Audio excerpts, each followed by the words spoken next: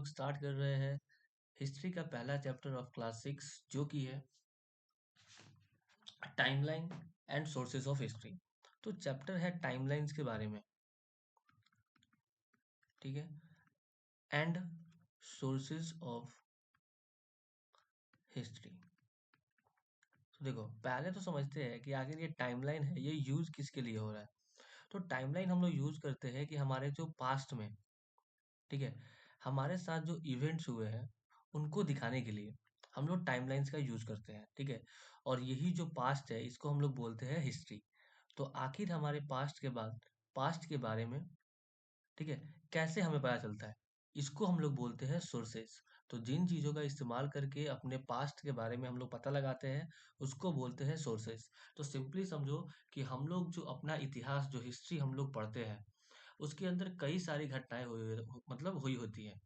तो उस घटनाओं को जो है हम लोग सीरीज में सीक्वेंस में जो है लिखते हैं, ठीक है।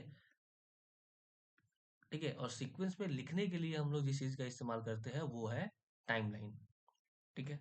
तो पूरी डिटेल्स में हम लोग समझेंगे। पहले ये वन शॉट वीडियो होने वाला है, पूरा कवर कर लेंगे आपको इस लेक्चर में सारी चीज़ें। पहले हम लोग समझ लेते हैं कि how do we learn about the past. आखिरकार हमारा जो पास्ट है, हमारा जो बीता हुआ कल है, उसके बारे में हम लोग पढ़ते कैसे हैं, कैसे पता लगाते हैं। देखो पहले है अंडरस्टैंडिंग पास्ट, पहले पास्ट को हम लोग समझते हैं। देखो बताया गया कि earliest memory we can recollect is part of our personal past. तो देखो बताया गया है कि सबसे पुराना जो यादें हैं जो हम लोग कलेक्ट कर सकते हैं वो होगा हमारे अपने जीवन के बारे में, ठीक है। अपने जीवन के अपना जो पास्ट है, हमारा जो हमारा खुद का इतिहास है, हमारे जन्म से लेके, ठीक है, पहली बार स्कूल जाने से लेकर के आज तक के बीच का जो पास्ट है, ये है जिसको हम लोग आसानी से जो है कलेक्ट कर सकते हैं। और पास्ट को स्टडी करके हम लोग ये बात समझ सकते हैं कि जो प्रेजेंट वर्ल्ड है, जो आज की दुनिया है, वो कैसे विकसित हुई है। जैसे कि हम लोग अगर सोचेंगे तो जैसे कि हम लोग जब स्कूल जाया करते थे तो उस टाइम पे फोन हुआ ही नहीं करता था। पर आज देखिए कि फ़ोन हर एक घर में, हर एक बच्चे के पास जो है फ़ोन है। जैसे कि आप फ़ोन से यूज़ करके यहाँ पे स्टडी भी कर रहे हो। ठीक है, हमारे टाइम में ऐसा जो है पॉसिबल नहीं था, फ़ोन्स नहीं हुआ करता था या काफ़ी कम हुआ करता था।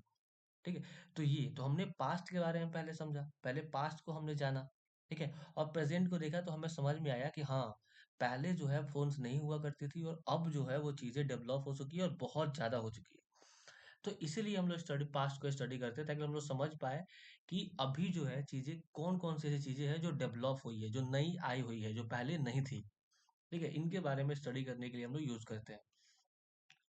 अगर हम लोग बात करें हमारे अर्थ के हिस्ट्री के बारे में तो ये बहुत लंबा, बहुत पुराना है। हमारा जो अर्थ का हिस्ट्री है वो बहुत साल पुराना है। ठीक है, लगभग मैं आपको बोलूँ तो 4.5 बिलियन साल पुराना जो है हमारा अर्थ का इतिहास है। और इस अर्थ के इतिहास में जो है, जो हमारा जो ह्यूमंस का जो हिस्ट्री है वो काफी कम है। ठीक है, यानी कि लगभग 3 लैक्स, ठीक है, 3 लाख पहले जो है पुराना जो है ह्यूमंस का इतिहास है। अर्थ का हिस्ट्री कितना पुराना है? 4.5 बिलियन ईयर्स पुराना है। ठीक है, यानी कि 4.5 बिलियन साल पहले जो है अर्थ का फॉर्मेशन हुआ था। ठीक है, और अगर हम लोग बात करें ह्यूमंस के बारे में तो ह्यूमंस लगभग जो है 3 साल पहले, मतलब अभी के जो ह्यूमंस है जिनको होमो सैपियंस बोला जाता है, अभी जो ह्यूमंस के जो प्रजातियां है जिनको क्या बोला जाता है? होमो सैपियंस, जो हम लोग हैं। तो ये जो होमो सैपियंस है, ये लगभग अर्थ पे एग्जिस्टेंस में आए थे 3 लाख साल पहले। ठीक है, तो ये 3 लाख साल पुराना ही जो है हमारा इतिहास है ह्यूमंस का। अर्थ का कितना साल पुराना है? तो 4.5 बिलियन साल पुराना जो है लगभग अर्थ का इतिहास है। पीपल हु स्टडी पास्ट, अब ये भी समझना पड़ेगा कि जो लोग पास्ट को पढ़ते हैं, ठीक है, उनको हम लोग क्या बोलते हैं। तो यहाँ पे बताया गया कि different expert study the earth and the human past. तो अलग अलग यहाँ पे जो है एक्सपर्ट है जो अर्थ के और ह्यूमन के पास्ट को जो है पढ़ते हैं। जैसे कि पहला है जियोलॉजिस्ट। तो जियोलॉजिस्ट उन लोगों को बोला जाता है जो स्टडी करते हैं फिजिकल फीचर ऑफ अर्थ। ठीक है, अर्थ का जो फिजिकल फीचर है, जैसे कि यहाँ के लैंड फॉर्म, जैसे कि माउंटेन्स के बारे में, ठीक है, रिवर्स के बारे में, ओशंस के बारे में, स्टोन सॉइल के बारे में जो स्टडी करते हैं उनको हम लोग बोलते हैं जियोलॉजिस्ट। ठीक है, ऐसे ही और भी है, जैसे कि पैलियोंटोलॉजिस्ट जो है वो स्टडी करते हैं फॉसिल्स। ठीक है, विच आर इम्प्रेशन और remains of plants and animal preserve in the layer of soil और रॉक। तो बताया गया कि ये पैलियोंटोलॉजिस्ट जो है, ये लोग स्टडी करते हैं फॉसिल्स को। और फॉसिल्स क्या है? तो फॉसिल्स वो प्लांट्स या एनिमल्स के रिमेन्स है, अवशेष है, ठीक है, जो अर्थ के अंदर जो रॉक्स है या फिर जो सॉइल है उसके अंदर जो है प्रिजर्व दब कर जो है प्रिवर्व आज भी जो है जमा है। तो वो सारी चीजें जो अर्थ के सॉइल के अंदर या अर्थ के अंदर जो रॉक्स है जमीन के नीचे, उसके अंदर जो रिमेन्स, जानवरों के या एनिमल्स के जो रिमेन्स होते हैं, ऑसियस होते हैं, वो बचे हुए होते हैं, उनको बोलते हैं फॉसिल्स। तो जो फॉसिल्स को स्टडी करते हैं, ठीक है, उनको बोलते हैं पैलियोंटोलॉजिस्ट। फिर है एंथ्रोपोलॉजिस्ट। तो ये लोग स्टडी करते हैं ह्यूमन सोसाइटी के बारे में and culture from the ancient time to present. तो पुराने टाइम से लेकर आज तक की जो ह्यूमन सोसाइटी है और जो मानव का जो कल्चर है, संस्कृति है, उसके बारे में जो स्टडी करते हैं उनको हम लोग बोलते हैं एंथ्रोपोलॉजिस्ट। फिर है आर्कियोलॉजिस्ट। तो आर्कियोलॉजिस्ट क्या स्टडी करते हैं? स्टडी करते हैं पास्ट के बारे में। कैसे? By digging up remains left behind by human, animals, and plants such as tools, pots, beads, figurines, bones, burned grains, and the part of house। देखो, तो आर्कियोलॉजिस्ट इस चैप्टर के लिए आपको सबसे इंपॉर्टेंट होंगे। तो आर्कियोलॉजिस्ट ऐसे लोग हैं, ठीक है, जो स्टडी करते हैं हमारे पास्ट के बारे में। और कैसे? तो हमारे पास्ट में जो लोग रहते थे, जो ह्यूमंस रहते थे, ठीक है, उनके जो अवशेष है, जो चीजें उनके द्वारा छोड़कर, मतलब वो जो चीजें यूज करते थे उस टाइम पे, उसको छोड़कर चले गए, तो वो सामान क्या हुआ होगा? जमीन में धंस गया होगा, ठीक है। तो अर्थ को क्या करते हैं वो लोग? डिग करते हैं, डिग मतलब खुदाई करते हैं, और खुदाई करने के बाद जो भी ह्यूमंस है, ह्यूमन के अवशेष, जैसे कि उनका बोन्स मिल सकता है, ठीक है, उनके कपड़े मिल सकते हैं, ठीक है, उन्होंने जो चीज यूज किया होगा जैसे कि बर्तन, ठीक है, जो माला पहनते होंगे वो बचा होगा, उनकी हड्डियां बची होंगी, उनके कुछ फिगर्स जो बना मूर्ति वूर्ति बनाते होंगे वो बचे होंगे। तो इस तरीके से अर्थ को खुदाई करके ये सारी चीजें जो है निकालते हैं और इसको स्टडी करते हैं। ऐसे लोगों को बोला जाता है आर्कियोलॉजिस्ट, ठीक है, और इस स्टडी को बोलते हैं आर्कियोलॉजी। अब हम लोग समझते हैं कि मेजरिंग टाइम। देखो, अब अगर हिस्ट्री के बारे में हम लोग पढ़ रहे हैं, ठीक है, तो टाइम को कैसे बताएं?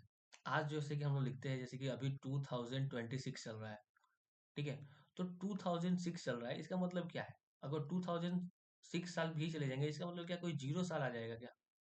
ठीक है, तो आखिर टाइम को हम लोग कैसे लिखते हैं? क्या हमारा इतिहास 2026 साल ही पुराना है क्या? इसके पहले हमारा कोई इतिहास नहीं था? तो आखिर डेट को हम लोग कैसे लिखते हैं, ठीक है, कैसे हिस्ट्री में यूज करते हैं टाइम को मेजर करने के लिए, इसको हम लोग देखते हैं। देखो, तो यहाँ बताया गया कि different societies have their own ways of measuring time. देखो, तो दुनिया के अलग अलग कोने में जो है अलग अलग सभ्यताएं, अलग अलग लोग जो है बसे हुए हैं, और हर एक सोसाइटी ने जो है अपना अलग अलग जो है टाइम को मेजर करने का तरीका निकाला है। ऑफन मेजर इवेंट जैसे कि और अक्सर जो है कुछ बड़े बड़े जो इवेंट्स होते हैं, जो घटनाएं होती है, जैसे कि हो गया birth of an important person, किसी खास आदमी का जो है जन्म लेना, या फिर स्टार्टिंग ऑफ अ रूलर्स रे, या फिर किसी कोई राजा होगा जो रूल कर रहा होगा, और वो जब से रूल करना स्टार्ट कर रहा है, इस समय को mark as the beginning of new era. ठीक है, तो इन सब चीजों को यूज किया जाता है एक नए साल की, बोले कि एक नए एरा की शुरुआत के लिए, ठीक है, एक नए पीरियड की मतलब ऑफ हिस्ट्री टाइम का जो है शुरुआत के लिए जो है इनको यूज किया जाता है। ठीक है, समझोगे? जैसे कि तो बोला गया है कि अलग अलग सोसाइटीज अलग अलग तरीके अपनाती है टाइम को मेजर करने के लिए। और मेजर करने के लिए, टाइम को मेजर करने के लिए कुछ बड़े इवेंट्स का यूज किया जाता है, जैसे कि हो सकता है किसी खास आदमी का जो जन्म तिथि होगा उनको यूज कर ले, या फिर कोई राजा होगा जिसका जब से वो रूल करना स्टार्ट कर रहा है, इस चीज को मार्क कर लेंगे, ठीक है, टाइम पीरियड्स को यूज करने के लिए। जैसे कि आज जो कैलेंडर यूज होता है वो है ग्रेगोरियन कैलेंडर, ठीक है, commonly use around the world, लगभग जो है पूरी दुनिया में आज ये लगभग यूज किया जाता है, जिसके अंदर 12 मंथ्स, ठीक है, 365 दिन यानी कि होते हैं, ठीक है, और लीप ईयर जब होता है तो हर साल 4 साल पे लीप ईयर आता है, और उस साल में जो है 366 दिन जो है हो जाते हैं।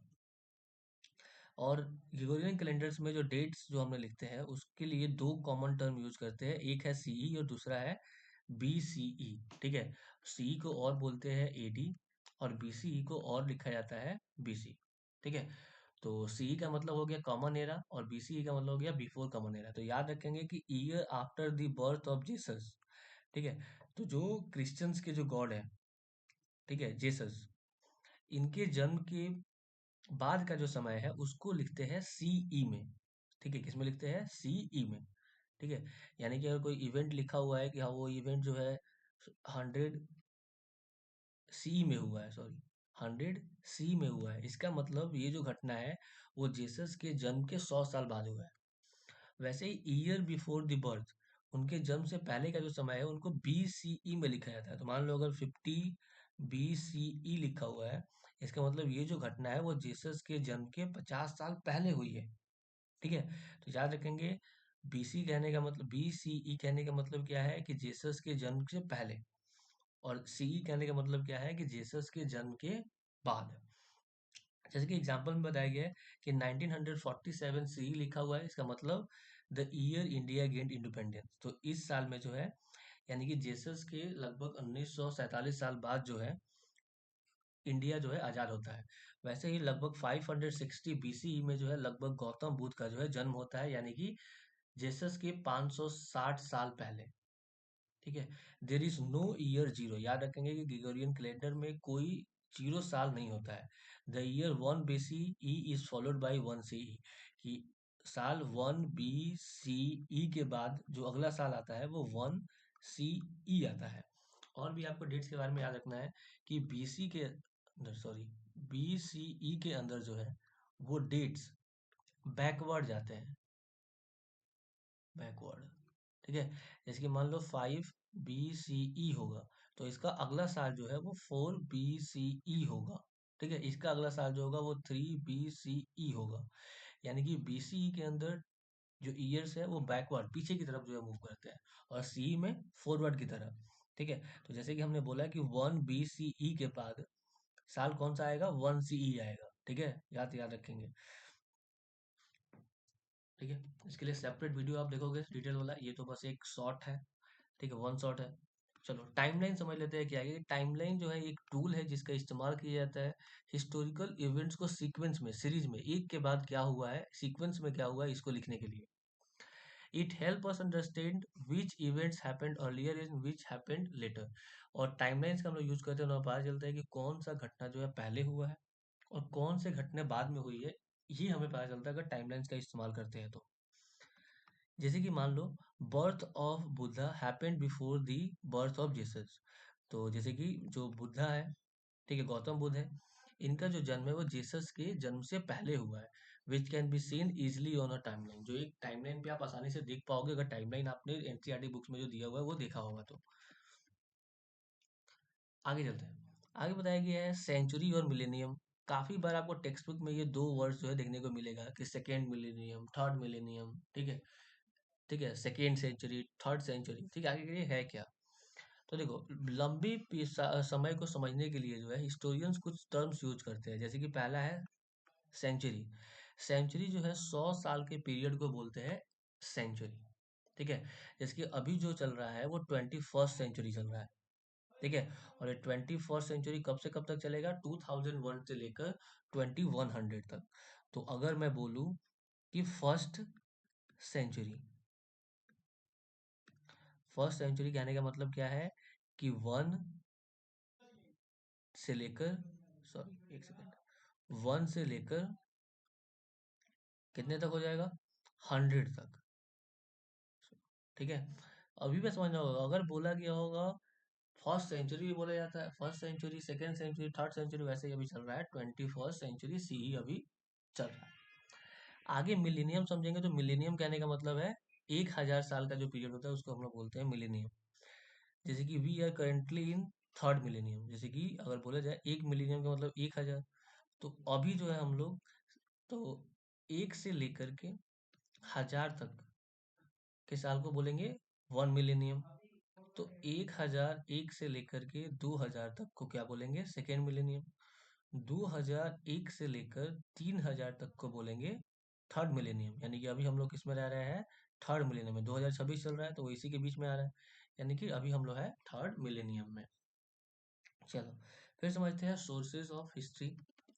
Sources of history is a place a person text or object from which we get information about the past. तो हमारे पास्ट के बारे में जिस जगह से, जिस आदमी से, जिस लिखावट से या किसी ऑब्जेक्ट से जो हमें इंफॉर्मेशन मिलती है, उसको बोलते हैं सोर्सेज ऑफ हिस्ट्री। तो एक सोर्सेज ऑफ हिस्ट्री एक जगह हो सकता है, एक पर्सन हो सकता है, कोई लिखी हुई चीज हो सकती है, या फिर कोई ऑब्जेक्ट हो सकता है जो हमारे पास्ट से बिलोंग करता है। जैसे कि object in our home such as the old coin, book, clothes, jewellery, utensil can tell us about our family past. In the same way historians use many sources to, जैसे कि हमारे घरों में जो हमारे पुराने सिक्के होंगे, जो पुराने बुक्स होंगे, जो कपड़े होंगे, जो ज्वेलरी होंगे, जो बर्तनें होंगी, ये हमारे फैमिली के पास्ट के बारे में बताएगा। ठीक है। वैसे ही सेम तरीके से जो हिस्टोरियंस होंगे वो ऐसे ही सोर्सेज का इस्तेमाल करते हैं ताकि ह्यूमन हिस्ट्री को क्या किया जाए, पढ़ा जा सके। और ये जो सोर्सेज ऑफ हिस्ट्री है वो लगभग दो टाइप के होते हैं। पहला है आर्कियोलॉजिकल सोर्स और दूसरा होगा लिटरेरी सोर्स। ठीक है। आर्कियोलॉजिकल सोर्स के अंदर में टूल्स, वेपन्स आ जाएंगे, पोएट्री, टॉयज आ जाएंगे, human, animal, plants remains, coins, monuments. ठीक है। एक्सकावेशंस एंड द ब्यूरियल्स जो है आ जाएंगे। वही अगर बात की जाए लिटरेरी सोर्स के अंदर में, तो लिटरेरी सोर्स के अंदर में वेदास एंड ये आपको देखने को मिल जाएगा, पोएम्स एंड प्लेस, ये सब आपको देखने को मिल है लिटरेरी सोर्सेज। लिटरेरी कहने का मतलब रिटन सोर्सेज, याद रखेंगे। लिटरेरी का मतलब क्या है? Written sources. तो जो लिखी हुई चीजें होंगी वो लिटरेरी सोर्सेज होंगी। आ जाओ। अब एक को समझते हैं कि इंस्क्रिप्शन, अगर आप बोलते हैं इंस्क्रिप्शन क्या है, तो इंस्क्रिप्शन जो है क्या है? Writing carved on stone, metal और कॉपर। तो कोई मेटल की चीजें होंगी, उस पे जो राइटिंग लिखा हुआ होगा, ठीक है, उसको हम लोग बोलते हैं इंस्क्रिप्शन। क्या बोलते हैं? इंस्क्रिप्शंस बोलते हैं। फॉरेन अकाउंट यानी कि कोई ट्रेवलर्स होंगे, written by, sorry, travel log written by the travellers from other land. तो जो लोग घूमने के लिए आए होंगे, ठीक है, उन्होंने कुछ लिखा होगा, ठीक है, वो जो होगा वो फॉरेन अकाउंट होगा। ओरल सोर्स अगर बात किया जाए तो जैसे कि कहानियां होती है, लोक कथाएं होती है, कोई पुरानी स्टोरी, ठीक है, या कोई ऐसी चीजें, आप ट्रेडिशन, परंपरा होगा जो एक जनरेशन से दूसरे जनरेशन में जो है पास हो जाता है। बहुत सारे परंपराओं का नाम आपने सुना होगा। तो ये सब जो है क्या है? ओरल सोर्सेज है। फिर आस्थेटिक सोर्सेज है, जैसे कि पेंटिंग हो गया, स्कल्पचर और पैनल्स होंगे। और हम लोग देखें तो हिस्टोरियंस कंपेयर मैनी सोर्सेज, बहुत सारे सोर्सेज को हिस्टोरियंस कंपेयर करते हैं, ठीक है, मतलब अलग अलग जगहों की। Some time the sources confirm each other. और जैसे कि दो सोर्सेज होगा, जैसे कि मान लो कोई इंस्क्रिप्शन वाला इंस्क्रिप्शन है, ठीक है, और कोई हमको मिल गया है लिटरेरी सोर्स, और भी जैसे कि कोई लिखी हुई टेक्स्ट ही मिल गया है, लिखा हुआ, तो दोनों को कंपेयर किया जाएगा। तो हिस्टोरियंस को एक बार पता चलता है कि काफी समय में जो है, जो हमें जानकारी मिल रहा है वो एक दूसरे के जैसा सेम ही मिल रहा है, मतलब दोनों एक दूसरे को कंफर्म कर रहे हैं, दोनों में सेम चीजें लिखी गई है। लेकिन काफी बार ऐसा भी होता है, कंट्राडिक्टरी इन्फॉर्मेशन भी मिलता है कि कहीं पे किसी और के बारे में कुछ और लिखा होगा और दूसरी जगह पे जो लिखा होगा ठीक उसका उल्टा होगा। सो हिस्टोरियंस इस बात को जो है, ठीक है, डिसाइड करते हैं कि कौन सा जो सोर्स है वो ज्यादा रिलायबल है, किस पे ज्यादा भरोसा किया जाता है, और उसको यूज करके हिस्ट्री लिखाई जाती है। देखो, तो एपिग्राफिस्ट जो होते हैं, एंथ्रोपोलॉजिस्ट जो होते हैं, आर्कियोलॉजिस्ट जो होते हैं, और हिस्टोरियन जो है एक साथ काम करते हैं।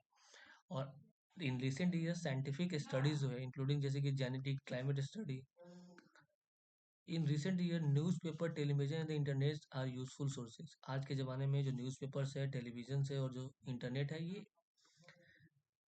एक काफ़ी बढ़िया सोर्सेज है हिस्ट्री को याद रखने के लिए। अब हम लोग आ जाते हैं ह्यूमंस लाइफ पे। तो अर्ली ह्यूमन लाइफ की अगर हम बात करें, तो अर्ली ह्यूमन लाइफ जो थी वो बैंड्स और ग्रुप्स में रहा करती थी फॉर ईच अदर सर्वाइवल, ताकि एक वो लोग क्या करें, बचाव कर पाए, इसलिए वो लोग ग्रुप में रहा करते थे। ज़्यादातर वो लोग हंटर गेदर से शिकार करते थे, जंगल से इकट्ठा करते थे फोन और फिर खाते थे। इसका मतलब क्या है कि वो लोग जानवरों को शिकार करते थे, और कोई भी जो खाने लायक जो चीज़ है, एडिबल जो प्लांट्स है या फ्रूट है, उनको कलेक्ट करते थे और अपना जीवन गुजारते थे, खाते थे। टेम्पोररी कैंप्स, केव्स और रॉक शेल्टर्स में रहा करते थे, और use languages that are now lost, और ऐसे भाषाएं यूज करते थे जो शायद अब खत्म हो चुका है। फायर्स का यूज भी उन्होंने सीख लिया था, ठीक है, कुछ टूल्स भी उन्होंने बनाया था जैसे कि स्टोन एक्सेस, ब्लेड्स, एरोहेड्स। बात करें rock paintings found in the caves shows animal, human and symbol giving us clue about their life. Early humans also made ornaments such as beads and, तो बताया गया कि हमें बहुत सारी पेंटिंग्स भी मिली हुई है केव में, जैसे कि जानवरों का, ह्यूमंस का, ठीक है, और भी कोई सिंबल्स उन्होंने बताया जो हम इस चीज़ का पता लगाकर जो उनके लाइफ्स के बारे में जो है समझते हैं, और यहाँ तक कि वो लोग गहना भी जो है पहना करते थे। आगे फर्स्ट क्रॉप्स के बारे में अगर बात करें, तो अर्थ climate has change many time. तो अर्थ का जो क्लाइमेट है वो बहुत बार जो है बदला है, ठीक है। ड्यूरिंग वेरी कोल्ड पीरियड, तो एक समय हुआ करता था अर्थ पे, ठीक है, जो बहुत ज़्यादा ठंडा हुआ करता था, जिसको बोला गया है ice age. Much of the earth, इस टाइम पीरियड में ज़्यादातर जो अर्थ का हिस्सा है वो बर्फ से घिरा हुआ था। द लास्ट जो आइस एज का जो लास्ट पीरियड रहा है वो लगभग 1 लाख साल पहले, ठीक है, से लेकर 12,000 साल पहले तक जो है आइस एज रहा है। आफ्टर द क्लाइमेट, इसके बाद जो है क्लाइमेट जो है गर्म हो गया है, ठीक है, मतलब गर्म होता चला गया है। और ह्यूमंस जो है उसके बाद क्रॉप्स ग्रो करना, ठीक है, एक जगह पे सेटल हो जाना जो है चालू कर देते हैं। सेरल्स और ग्रेन्स उगाना भी चालू कर देते हैं, और कैटल्स और गोट्स को पालना भी, डोमेस्टिकेट करना भी चालू कर देते हैं। और पीपल जो बसना चालू करते हैं वो किसी रिवर्स के किनारे, क्योंकि रिवर्स जो है उनको वाटर दे देगा, फर्टाइल सॉइल मिल जाएगा, जिससे वो लोग क्या कर पाएंगे, एग्रीकल्चर।